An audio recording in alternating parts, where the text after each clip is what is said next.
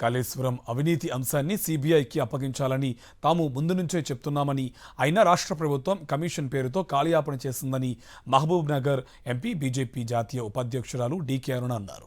Diversion పాలిటిక్స్లో భాగంగానే కవిత వ్యాఖ్యలు చేశారని అభిప్రాయపడ్డారామె. కల్వకుంట్ల కుటుంబం అంతా కలిసి కాళేశ్వరం అవినీతికి పాల్పడిందని ఆరోపించారు.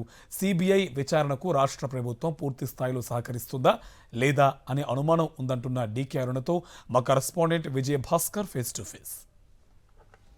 కాళేశ్వరం ప్రాజెక్టుకు సంబంధించినటువంటి విషయంలో ప్రభుత్వం సిబిఐ ఎంక్వైరీకి ఇచ్చినటువంటి నేపథ్యంలో ప్రస్తుతం మనకు మహబూబ్ నగర్ ఎంపీ బీజేపీ జాతీయ ఉపాధ్యక్షురాలు డీకే అరుణ అందుబాటులో ఉన్నారు. ఆమె తెలుసుకుందాం. మేడం చెప్పండి, నిన్న అసెంబ్లీలో చర్చ తర్వాత దీనిపైన సిబిఐ ఎంక్వైరీ కోసం ప్రభుత్వం వచ్చింది, దీన్ని ఎట్లా చూడాలంటారు?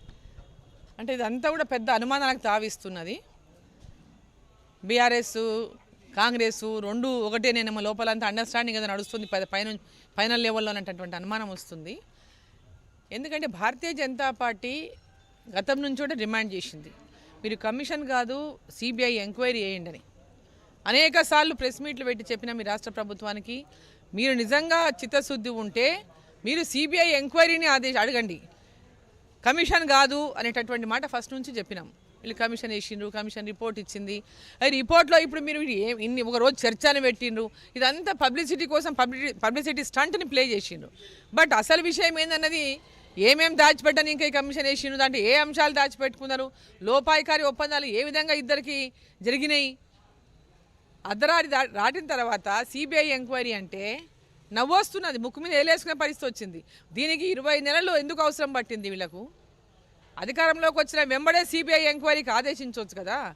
పార్లమెంట్ ఎన్నికలకు అసెంబ్లీ ఎన్నికల కంటే ముందు నుంచి కూడా, పార్లమెంట్ ఎన్నికలు అసెంబ్లీ ఎన్నికల కంటే ముందు నుంచి కూడా కాంగ్రెస్ పార్టీ అధికారంలోకి రాకముందు ప్రతిపక్ష పాత్ర పోషిస్తున్నప్పుడు కూడా, ఒక ప్రతిపక్ష పార్టీలో ఉండి ఈ రాష్ట్రంలో భారతీయ జనతా పార్టీ ఆనాడు కాళేశ్వరంలో పెద్ద ఎత్తున అవినీతి జరిగింది, ఇది ఒక ఏటీఎం కార్డుగా మారిందని పదే పదే భారతీయ జనతా పార్టీ మాట్లాడింది.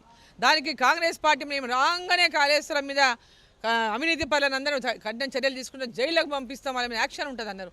మరి 20 నెలలైనా యాక్షన్ లేదు, 20 నెలలైనా ఎటువంటి చర్యలు లేవు. మొత్తం బయటికి గక్కిస్తామన్నారు, ఏం గక్కలేదు ఇప్పటిదాకా ఎవరు. అసలు ఏం చేసి ఇన్ని రోజులు ఆపి మరి ఈరోజు సిబిఐ ఎంక్వైరీ అంటే దీంట్లో ఉన్న మర్మం ఏంది?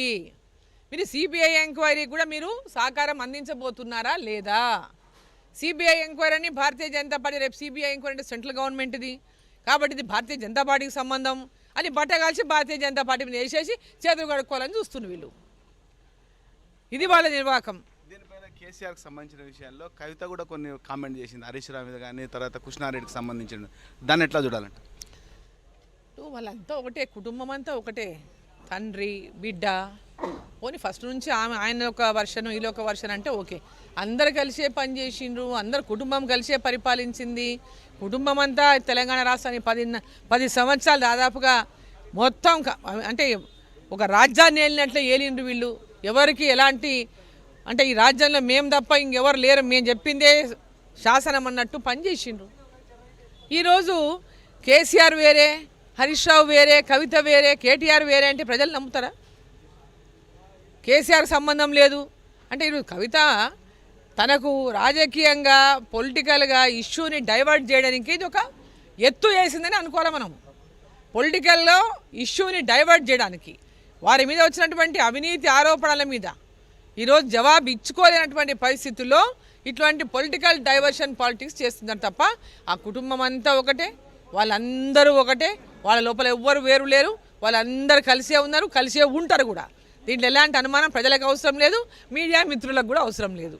ఇది ఎంపీ గారి యొక్క అభిప్రాయం. మొత్తంగా మాత్రం మొదటి నుంచి కూడా తాము కాళేశ్వరం విషయంలో సిబిఐ ఎంక్వైరీ చేయాలని డిమాండ్ చేస్తున్నప్పుడు కూడా 20 నెలల కాలయాపన తర్వాత చివరికి సిబిఐ ఎంక్వైరీ చేశారు. అయితే కనీసం సిబిఐకి పూర్తి స్థాయిలో సహకరిస్తారా లేదా అనేటువంటి విషయం కూడా చూడాలంటున్నారు. కెమెరామెన్ అరవింద్, విజయభాస్కర్, సాక్షి న్యూస్, మహబూబ్ నగర్.